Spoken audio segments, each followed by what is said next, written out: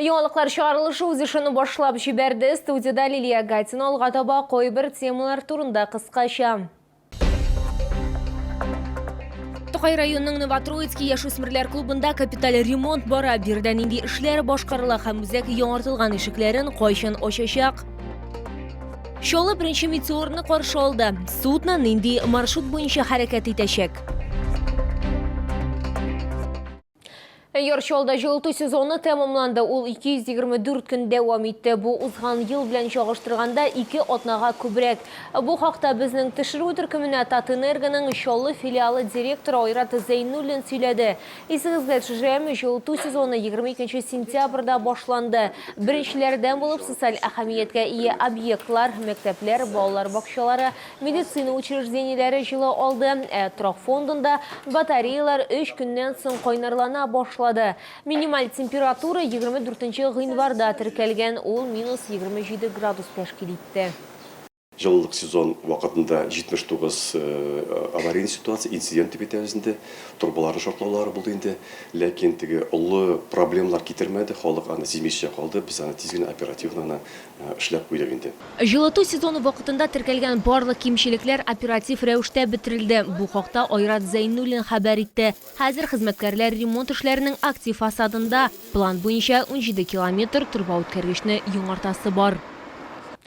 Җырларга биергә, бәлки робот техникасы белән мавыгыргадыр. Мөгаен Тукай районының Новотроицкий яшьләр алдында шундый сайлау торыр. Шунда ки анда яшүсмерләр клубына капиталь ремонт ясала. Бинаны яңартканнан соң анда 500-гә якын малай һәм кыз шөгыльләнер дип планлаштырыла. Хезмәттәшем әлеге төзелеш мәйданчыгында булды, эшләрнең нинди төрләре башкарылуын белде. Хәзер киләчәктә булачак яшүсмерләр клубында тулы куәтенә капиталь ремонт бара. Төзүчеләр сүзләренчә, бина канәгатьләнерлек хәлдә булмаган. Объект 1986 елдан бирле файдаланыла. Аны яңартуга 91 миллион сум акча бүлеп бирелгән. Бу акчаларга идәннән түшәмгә кадәр тулы реконструкция үткәрергә кирәк. Монда без эшлибез алыштыру тәрәзә, ишекләр һәм эшлибез без фасад эшләрен алып барабыз. Элек бу объектта Балкыш лагерida, Ромашка балалар бакчасында, сәнгать мәктәбендә, хәтта ФАПта урнашкан була. Хәзер ул яшьләр өчен заманча күп функцияле үзәккә әверелергә тиеш. Шул ук вакытта эшчәнлек өчен юнәлешләр күп. Биредә безнең төрле юнәлештәге түгәрәкләр эшләячәк, яшьләр өчен, балалар өчен. Мәсәлән, шул ук милли көрәш, өстәл теннисы, киберзона, робототехника, вокал, хореография заллары булдырылачак. Бинаның үз капиталь ремонтлаудан төр җиһазларны һәм инвентарны яңарту да планлаштырыла. Бер айдан төзүчеләр рекордлы кыска вакыт эчендә башкарылган барлык үзгәрешләрне бәяләргә мөмкин булачак дип планлаштырыла. Яшүсмерләр клубына капиталь ремонт яшьләр һәм балалар милли проектының барлык таләпләренә туры килә. Лилия Гатина, Эльмира Гайнетдинова, Сергей Вильданов, Яңалыклар. Әгәр сезне берәр проблема борчыса яки шатлыклы хәбәр җиткерәсегез килсә, безнең Макс кушымтасына мөрәҗәгать итегез.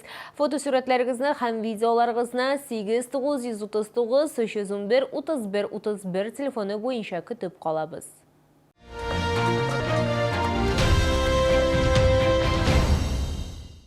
Тарихи көн администрация вәкилләре яшьләр һәм шәһәр халкы беренче метеорны каршы алды. Судно 5 шәһәрне үз эченә алган яңа маршрут буенча хәрәкәт итә. Бу чиста Ярчаллы, Казан, Алабуга, Түбән Кама. Мондый маршрут буенча метеорлар инде 30 елдан артык йөрмәгән. Шолга беренче метеор Алабугадан килде. Дебаркадерда туристларны традицион сыйлар, чәкчә һәм кровай белән каршы алдылар. Пассажирлар ролендә блогерлар, массакүләм мәгълүмат чаралары вәкилләре, шәһәр администрациясе вәкилләре һәм барлык теләүчеләр иде. Мне очень понравилось, комфортно. Когда предложили, я подумала, что очень долго я устану. На самом деле интересно каждое, что обстановки были разные, что встречали нас, питание, то, что было организовано на метеоре. Не укачивало, я переживала, что меня укачает. Нет. Мы с Казахстана приехали познакомиться с Казанью, с набережными Челнами. Вот этот тур, который мы посетили, это очень, кстати, был организован. Тем более мы, так сказать, можем с почином поздравить до открытия нового рейса. Это потрясающий корабль, судно, скажем так. Спасибо всем организаторам. Башкарма комитет жетекчиси сүзләренчә, элек бу дебаркадерда яр чалыны һәм автогигантны төзүче кешеләр килгән һәм бүген шәһәр тормышында яңа бүлек ачыла. Порой в один день прибывало более 500 человек, которые и совершили тот трудовой подвиг. И вот сегодня здесь же мы возобновляем этот маршрут и ждем от него, кроме того, что это будет общественный транспорт, который в виде речного водного транспорта представлен, это, конечно же, будет такой элемент туризма. В городе есть что посмотреть. Это суперсовременный визит-центр нашего автогиганта КАМАЗ. Да, это прекрасный музей, это прекрасный центр города. Вообще, набережные Челны открываются сегодня совершенно по-другому. И я приглашаю всех татарстанцев приехать и посмотреть на этот замечательный город Заками. Метеорлар Казан Яршалы маршруты буенча җомга, шимбә һәм якшәмбе көннәрендә йөриячәк. Лилия Гатина, Лейсан Габдрашитова, Фәнис Ихсанов, яңалыклар. Тыныч күк йөзе өчен без аларга рәхмәт әйтәбез. Яршалыда 9 май алдыннан Бөек Ватан сугышы ветераннарына һәм аларга тиңләштерелгән затларга бүләкләр тапшыралар. Минсәймә Мирзагасманова да котлаулар кабул итә. Олы яшьтә булуына да карамастан ул үзен яхшы хис итә, хәтере дә бик яхшы. Аңа 96 яшь тула. Барлык кунакларына ул шатланып һәм үзе иҗат иткән шигырьләрен сөйләп каршы ала. Безнең төшерү төркеме дә аның шигырен ишетү бәхетенә иреште. Күпме авырлыклар күреп яшәсәм дә, бирешмәдем, алга атладым.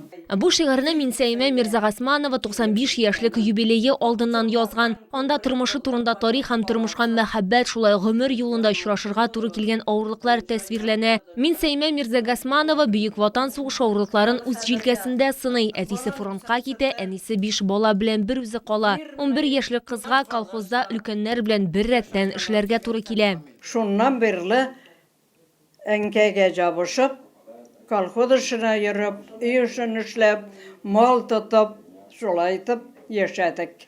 Минсәймә Мирзагасманова кунакларга сугыш еллары турында сөйләде, аның янына шәһәр советы депутаты Үзәк районы башлыгы килде. Бу елны безнең Үзәк районында яшәгән 136 безнең кадерле ветераныбыз, Россия президенты, Татарстан Республикасы рәисе һәм шәһәребез хакиминен истәлекле бүләкләр белән бүләкләнәчәкләр. Без алардан, аларның сүзләреннән дәһшәтле сугыш вакытлары турында беләбез. Шул вакытларны без үзебезнең балаларга, үзебезнең киләчәк оныкларга сөйләргә тиеш. Бу безнең хәтердә калырга тиеш. Без моны мәңге онытмаска тиешбез. Минсәймә Мирзагасманова кунаклар килүгә һәрвакыт шат. Бу хакта аның кызы Ирина Агадуллина белдерде. Аның сүзләренчә, Бөек Ватан сугышы ветераны алар килүгә әзерләнә, аларга шигырьләрен сөйли. Сокланып, күз тимәсен карап тордык, аның язган шигырьләрен үзен укыганын. Аның кебек тормыш ярата торган кешеләр, аның кебек тырыш үз хезмәте белән шул яшькә кадәр яшәгән кешеләр безнең өчен бик зур горурлык. Җиңү көн алдыннан барлык фронтовиклар һәм тыл хезмәтчәннәре, сугыш чиры балалары бик күпләр котлаулар кабул итәчәк. Лилия Гатина, Эльмира Гайнетдинова, Сергей Вильданов, яңалыклар. Бу сезгә җиткерәсе соңгы мәгълүматыбыз иде. Мин Лилия Гатина, сезнең белән сау булашам. Исән-имин булагыз.